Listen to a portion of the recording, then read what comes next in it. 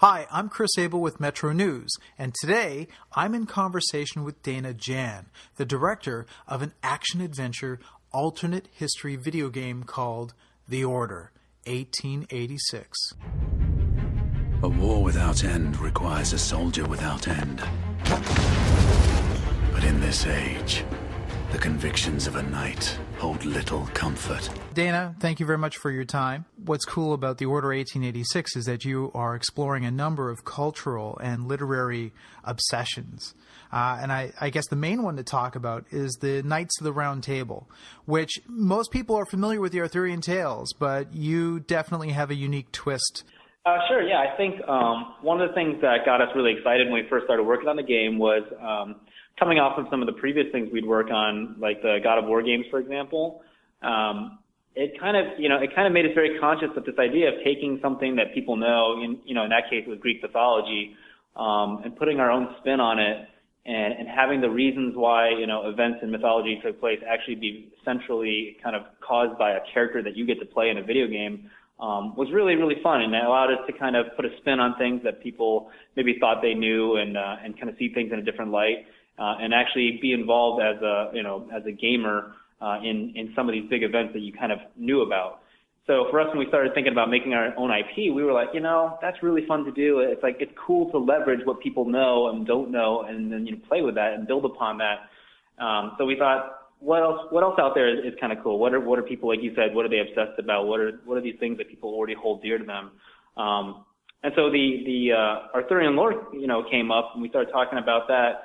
Around the same time, we were kind of also playing with ideas of when are we going to set this game? What kind of a game are we looking for doing in terms of the genre?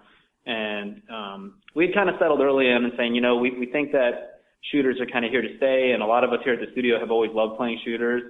And we're like, but we just don't want to do another modern shooter. There's plenty of those out there, and science fiction-based, futuristic shooters. There's a lot of those. Not that we don't like those. We like all of these, by the way.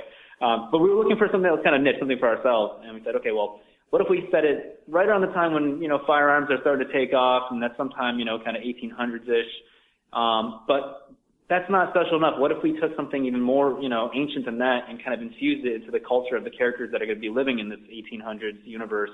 And we just seemed like, okay, that seems like a good fit. The Arthurian stuff is centuries older, but it's not so far off that it becomes so ancient that you couldn't believe that these characters could evolve into who we're saying they're going to be. So that's kind of the genesis of where that came from. So you've got Galahad, you've got Percival in the 1900s, and they've got, rifles. Right, yeah, no, right. And, the other cool thing is they have swords, too. Every one of these guys carries on their back a blade that kind of harkens back to that older era, and I think that's kind of this quality, this texture that we gave the characters that makes sure that you feel like those old times are not forgotten, that they carry that with them. And you're using this not just as an opportunity to sort of time travel, but to set them up for opportunities to meet other characters and times and things that people are obsessed with. So I've noticed that eccentric scientist Nikola Tesla apparently makes an appearance in the game, and I've seen references to the Whitechapel murders. I don't know if you've revealed anything, but are we going to see a little bit of Jack the Ripper in the game as well? I mean, definitely, yeah. Like one of the most fun things about the game is because it's laced with all these little references and historical characters and moments that actually did occur. It gives us an opportunity to kind of see how did those influence the story that we're telling in The Order 1886.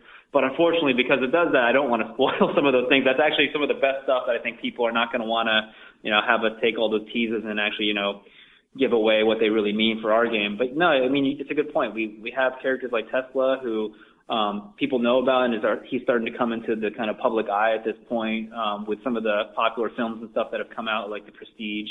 And obviously the cars even being named after Tesla that we have coming out now. And we looked at him as a character that, much like The Order itself, he gave us this really cool opportunity where he was a scientist that people feel like they didn't really necessarily understand after even studying him. His ideas were sometimes radical, and there were things that he claimed maybe he had figured out that, turned out either not to be true, or maybe we will never know necessarily. But so that kind of mystery surrounding this guy, the bit of an eccentric character that he is, seemed like just another parallel to the themes and the tone of the game. And so he does play actually a substantial role in The Order. He's working for the government, and since the Order themselves is kind of an extension of that government, to create weapons not only for military applications, but highly specialized versions of some of his experiments that are weaponized for the Order to use in their quest to hunt the half-breeds. Now, I mean, one of the issues of trying to do anything that's sort of alternate history and bringing in characters that are familiar is that it could quite easily be, reduced to just a bunch of tropes and stereotypes. I think that was kind of one of the issues with like the movie The League of Extraordinary Gentlemen. Right away, just looking at the footage I've seen, you've managed to avoid that quite admirably.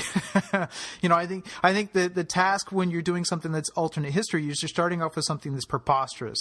Say that the Queen is secretly a sniper or something, and then having to add enough realistic detail to make that believable. Is that an easier task, doing it by creating a living, breathing virtual world, or does that make it harder than, say, somebody who's just writing a novel? That's a great question. Again, it's actually, I think, whether it's easy or hard, I think it really depends on what your goal is and the approach that you take. For us, I think in the beginning it was hard only because we weren't sure how far we were going to push alternate history and how much of the world were we going to change, and that became a topic of debate.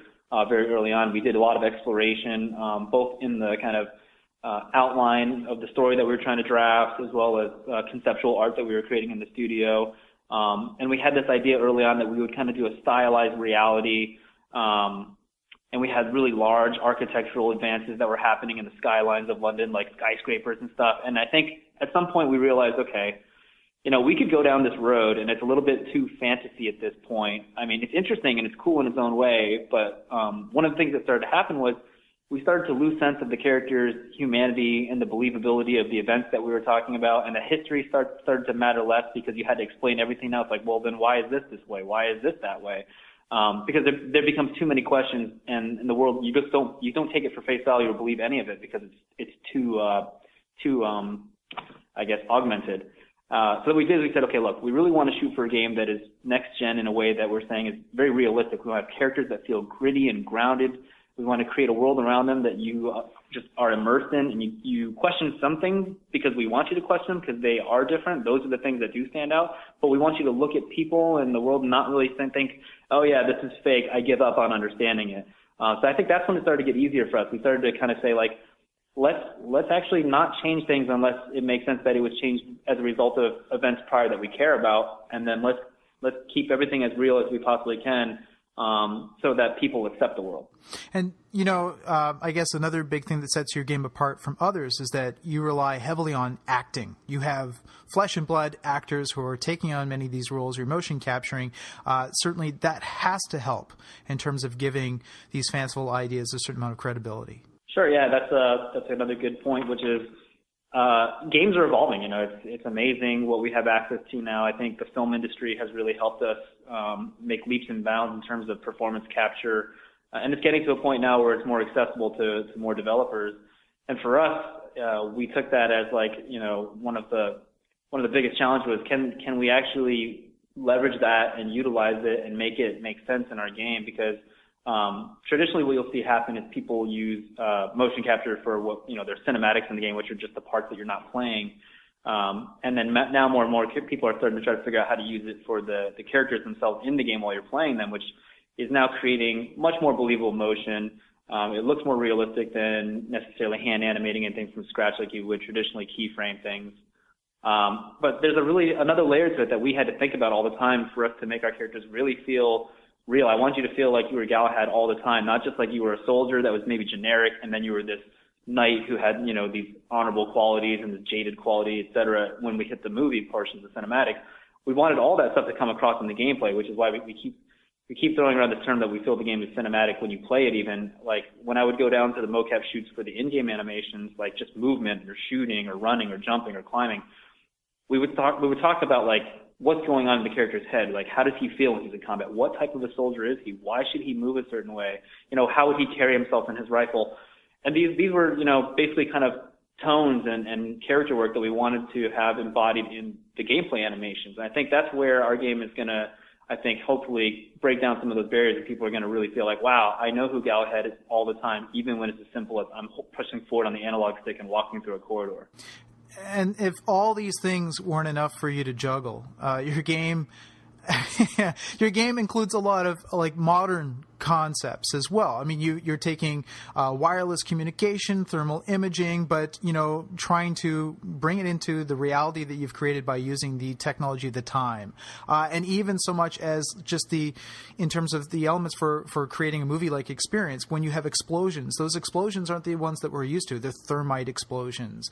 I thought that was pretty spectacular. You obviously must have done a lot of research to try to get those elements just right, to make them feel right. Yeah, we looked at a lot of reference. I think science was something that really inspired us as we were kind of tackling the Industrial Revolution with all the chemists and the physicists and all the discoveries that are happening at the time. You can't help but be inspired. So we had guys scouring the internet for reference of things like, well, how does a thermite reaction actually work? Like, what happens when it actually ignites? What does that look like? And then we spent, revision after revision, month after month, fine tuning it. You live with it for a while, then you say, it's just not quite right. I don't like the way those embers fall, and they don't seem to have enough smoke on them. And so then somebody would go back and look at the reference again and try to recreate it. And then we use things in our game, like our physics simulation system that we wrote in-house to try to also take these things and make them more believable than have them have motion that actually looks, less game-like than before and more like real-world simulation. But yeah, I think it's you get obsessive about the details, and I think that's something for Ready at Dawn that this game is going to show people, is that the little things matter. We look at the little things, and they always, if they're done right, they always add up to a better, larger whole. And so, yeah, it's nice to hear that those things actually are, kind of resonating with people like yourself. Yeah, well, there's, the whole art form of steampunk that obviously your game sort of taps into a little bit. And I guess the chief complaint among steampunk artists is that far too often somebody just slaps some brass gears on something and says, that's steampunk, right? And you clearly haven't done that, because every device that you create has that follow through where it's how it works. It's the mechanizations, the way the gears move. You've got a certain amount of entertaining busyness that goes on when somebody pulls out even the little contraption that picks locks is one good example, where it's far more mechanical in nature than what we've seen in other games. You clearly have like a team of artists who must just love this. Yeah, we would, we'd sit around and we'd draw some illustrations and we'd talk about the lockpick's a great one. For some reason, I had become really interested in the idea of lock picking and what are the common techniques that thieves use to break into things. And then I heard about this thing called a bump key, and it's a key that you kind of grind down the actual features of it, and you can insert it into a lock. And if you hit it, wrap it just right on the back end of that key, it basically sends a vibration through the key, hits the actual tumbler pins, and as they bounce, if you torque the key just right at that moment, you can actually get it to lock each tumbler into place. You just do this over and over and over again, and then boom, the lock opens. And I said, well, that's really simple. This is really stupid. Why can't we make something that actually mechanically recreates that? So our nice lock-picking device was just, it's got an air-driven cylinder that reciprocates really quickly, causing that vibration, that wrapping, and then you're actually torquing it at just the right position, and then it locks that pin in place. And we just said, why don't we make a gadget that recreates that more simplistically?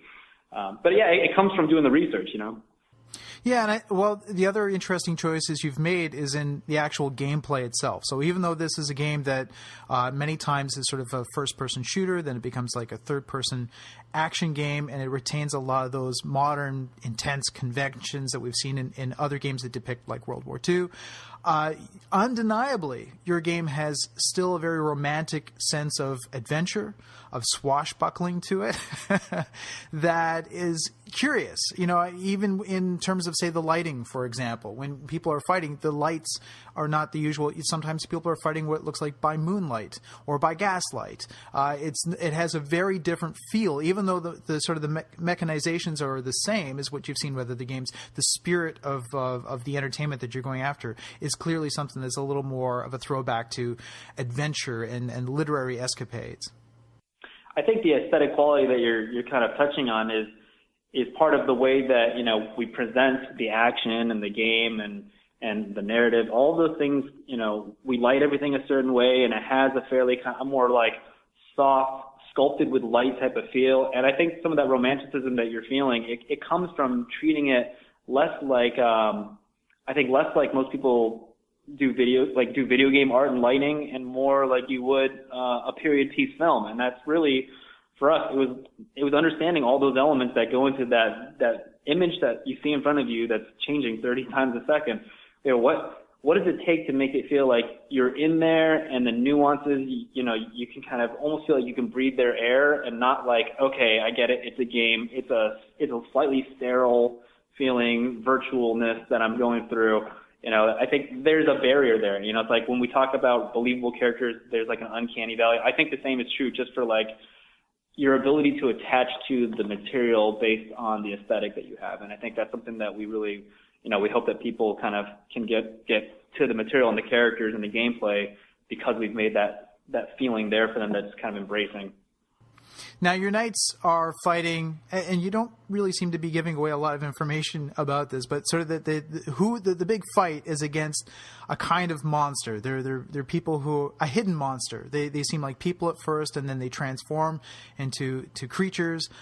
Tell me a little bit about making that choice. And what I noticed with it is that you don't seem to be afraid to really kind of push the boundaries in terms of stepping into horror. People who might be initially attracted to this game because of the romantic elements are going to be kind of surprised by just how frightening it can really get. Sure. Yeah. You know, I think, okay, just a backstory on the creatures themselves. So the idea being that in the history of the Order, there's basically a split somewhere in time where humans and a subset of humans start evolving in different ways, kind of like an abomination of nature occurs. And one of the things we're not talking about giving away is why that occurs or how many times it occurs. But the idea being that they evolve into, in this case, we were just talking about the what we call the half-breeds. It's kind of like a derogatory term that humans use for these things that aren't really fully human. But they're all part human because they've evolved from the same DNA, essentially. But the lichens are, you know, we call them that, or that's what they use them. And the reason the whole word lichen came about was because of the term lycanthropy, you know, the idea that something, a person had developed characteristics or hair, almost like fur, that would cause people to feel like they were similar to a wolf. In our world, these creatures, you know, they have social structures that, you know, the game may start to kind of explain, and they have a purpose for being there. But the humans have viewed them as a threat because they feed on humanity. So King Arthur, when he formed the Knights of the Round Table, one of their main goals was to protect humanity against evils of any kind. So they basically forged a war with the half-breeds. And this has been an ongoing war for a long time. And one of the fun things we played with in alternate history was you'd read about cities and civilizations that rose and fall due to things like plagues or famines. And the half-breeds are just another one of those types of plagues to us. It's another reason that, you know, there's this cycle of population, you know, increases and decreases over the course of history. But the cool thing about 1886 is we have the Industrial Revolution, and we're at the cusp of the technologies and the weaponry and the science that could shift the balance in the favor of humans for the first time. So now the Knights have things that maybe they can use at their disposal to eradicate these half-breeds. So yeah, it's definitely interesting that the dynamic there of these creatures that are part human, and in our world they're very scary, sure. But at the same time, we give them a sense of humanity by giving them an intelligence. They can speak. We can understand where they're coming from. The game definitely, it does focus on an element of perspective, and it's something that I do like to talk about, which is that, you know, at face value, a lot of times we see fiction or stories and it presents one side as, you know, good and the other side as bad. But really, a lot of times, if you really think about it, it's all a matter of which side are you on, what perspective are you looking at it, what lens are you looking at it through. And our game starts to illuminate that, you know, the world is a lot more gray than some people really want it to be. Same thing with like the human faction known as the rebels. You know, they're rising up against the establishment. They see that, you know, they're poor, and then there's the rich in London, and they feel like the poor are being, you know, they're being picked off because nobody wants to go into their areas and protect them against the half-breeds. So they view the Order as, you know, basically a rich people's tools to protect themselves, and they're basically saying, look, we're going to overthrow you. We're going to take you guys out because, you know, we need equality. So there's a struggle there from even, you know, humans. And the interesting thing here is like you're starting to see that we have a fairly complex narrative with an interesting set of social structures that the game deals with, and again, like I said, the perspective element is really intriguing, and I hope that when people play the game, they look at it from these different angles and think to themselves like, wow, it's like this is really deep. It's not something that I just got told, you're good, you're the good guy, here's the bad guy, go. And then I spent, my time just going after the bad guy. Right. So, I mean, it sounds like you're touching on a number of themes, not just good versus evil. Are we looking at order versus chaos? Is this going to be discussing ideas of honor, of loyalty, the kind of things that often come up with Tales of the Knights? Absolutely, yeah. The idea of honor and loyalty are definitely themes throughout the game. These knights, they view each other as brothers, and the struggles that they go through and the people that they lose along the way. These are all things that are at the heart of what it is to be a knight. We talk about how the black water that they drink extends their life, tenfold of what a normal person would live. Well, you have to think then about the sacrifices that comes with. You're told that you're basically going to protect humanity, but people that your families, they're going to die long before you do. So it's definitely like a sense of duty and honor that they carry. Well, that's all the questions that I had. So thank you very much for your time. I'm really looking forward to playing the game. That's awesome, man. I can't wait. I hope you enjoy it. We're excited, when people bring up questions. I like that you come at it from a perspective that I enjoy, which is, the thematics of it.